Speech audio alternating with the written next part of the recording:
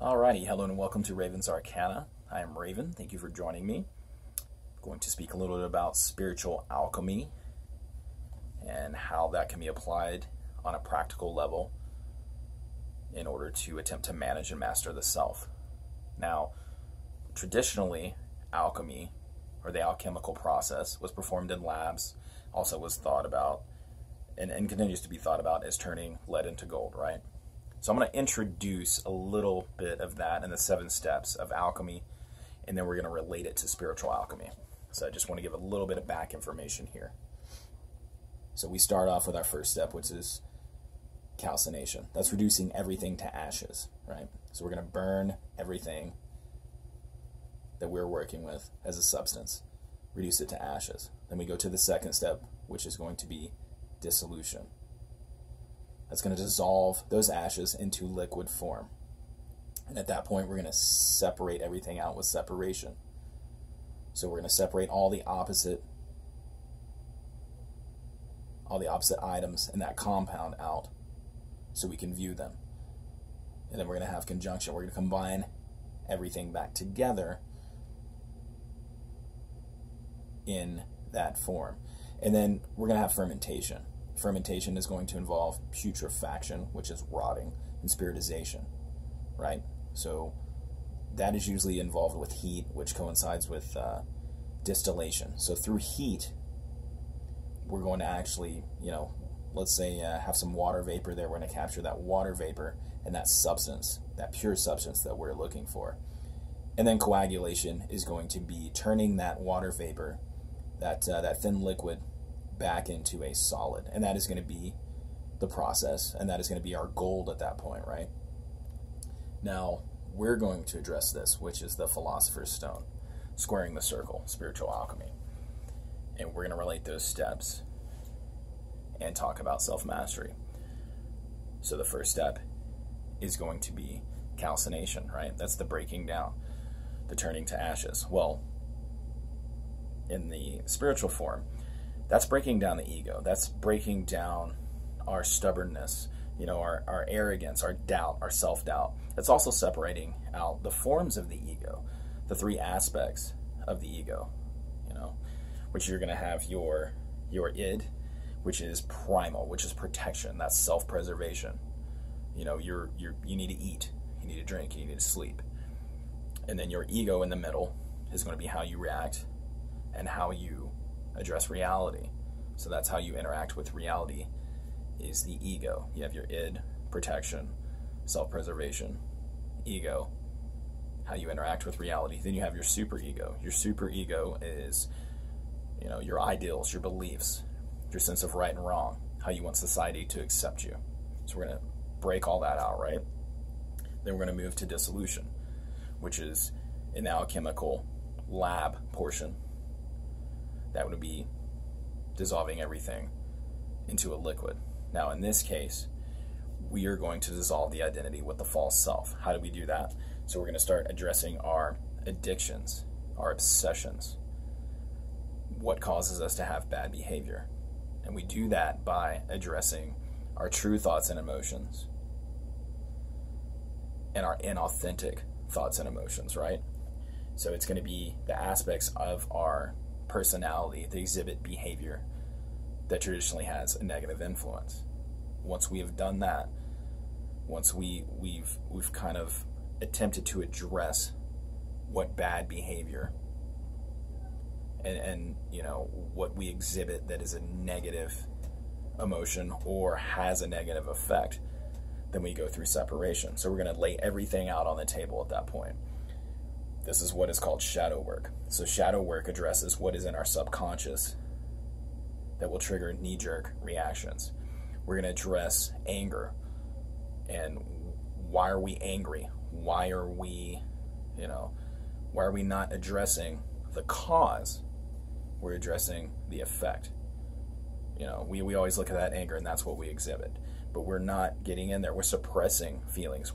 It's the forgive and forget, right? We haven't necessarily addressed what makes us angry, what makes us sad. We haven't looked at that holistically. So now we're going to separate all of that out. We're going to separate all our inauthentic thoughts and emotions. We're going to separate out our authentic self, our true self, what is really us. And then we're going to have conjunction. We're going to combine everything back. Now, a lot of people say this is combining everything all back together. It is not. So it's combining in two different portions. We're going to, once we have everything on the table, we're going to have two piles, essentially. Our false self, false emotions, false thoughts, and our authentic self, right? So they're still separated out, but they're in two piles now on that table. And then we go through what is called the dark night of the soul. I like to call it the dark K-N-I-G-H-T, because you're putting on your armor, you're going into battle essentially with yourself to try to separate everything and be a more authentic person, be a more acceptable, compassionate, intelligent, analytical person without all the BS that creates bad behavior. So through that dark night of the soul, that's the fermentation process. That's where we're going to rot away everything that we do not want anymore, everything that forces us to have addictions, to exhibit that stubborn behavior, that bullheadedness, the self-doubt. We doubt ourselves. We don't recognize our talent. We're going to get rid of everything that causes any of those reactions and any of that behavior. So that's putrefaction. That's the rotting away. Then we have the spiritization. So this is going away. This is rotting away. Spiritization. That is rising above. So this begins a transformation. A lot of people talk about this as turning grapes into wine. I like to speak to it as a caterpillar turning into a butterfly. The caterpillar has a ground level view, even a ground level view of its whole environment.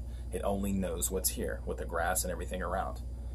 Once that transformation occurs, once that butterfly comes out of the cocoon, you have an aerial view. You have a view from above, which, as we know, you're going to be able to see everything.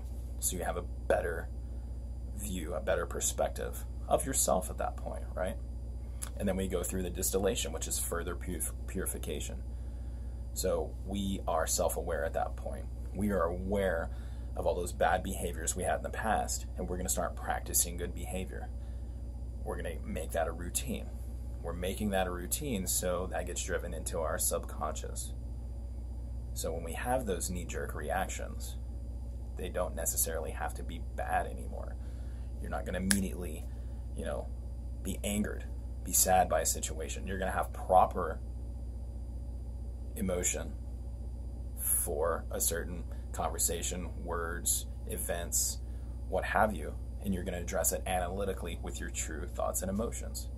And it becomes habit. Once that becomes habit, it gets ingrained into our subconscious, which allows for us to address everything on a more magical level, right?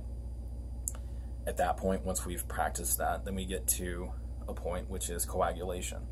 Now, coagulation, with the blood, it stopped the bleeding, right? When blood cells coagulate, it stops the bleeding. In this case, we're going to separate the spirit, the mind, from the body. And we'll be able to look at everything on a macro, micro level. We'll be able to analyze things on an internal and external level. That's the as above, so below moment. We recognize we are all connected.